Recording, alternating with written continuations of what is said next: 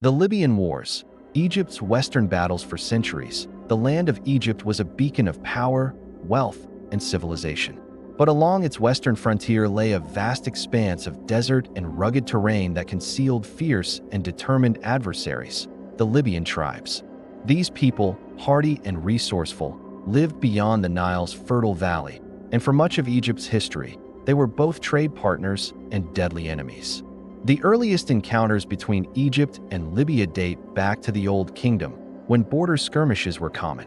However, it was in the New Kingdom era, especially during the 19th and 20th dynasties, that the conflicts intensified. The Libyans, known in Egyptian records as the Meshwesh, Libu, and Tahinu, often raided Egyptian territory, seeking fertile land and resources that the desert could not provide. One of the earliest recorded large-scale confrontations came during the reign of Pharaoh Merneptah in the 13th century BCE. The Libyans, allied with sea peoples fleeing turmoil in the Mediterranean, launched an invasion into the western delta. The threat was formidable, but Merneptah's forces, hardened by years of war, crushed the coalition in a decisive battle.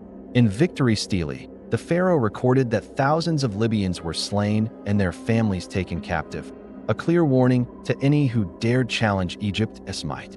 But the Libyans were far from defeated.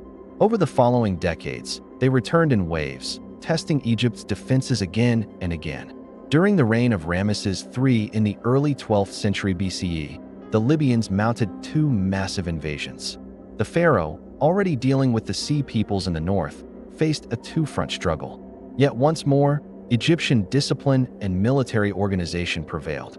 The Libyans were driven back, their leaders killed, and their warriors scattered. However, Egypt's victories came at a cost. The long wars drained the treasury, and maintaining garrisons along the western borders proved increasingly difficult. In time, the Egyptian grip on its frontier began to loosen. By the Third Intermediate Period, the balance of power had shifted. Many Libyans had settled within Egypt itself, serving in the military and rising to positions of influence.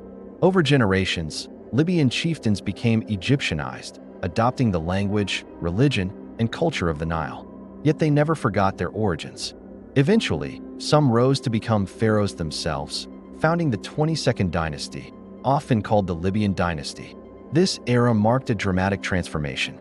Once fierce enemies, the Libyans had become rulers of the very land they once sought to conquer. But Egypt, now politically fragmented, could no longer project the same military power it had during its golden age. The Libyan Wars are more than just a story of border battles. They are a reminder of how conflict, migration, and assimilation shaped the destiny of ancient Egypt.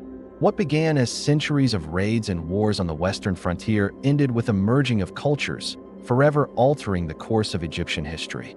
From the scorching sands of the desert to the bustling cities of the Nile, the echoes of those western battles still speak of an age when the fate of empires was decided not only by armies, but by the enduring resilience of peoples on both sides of the frontier.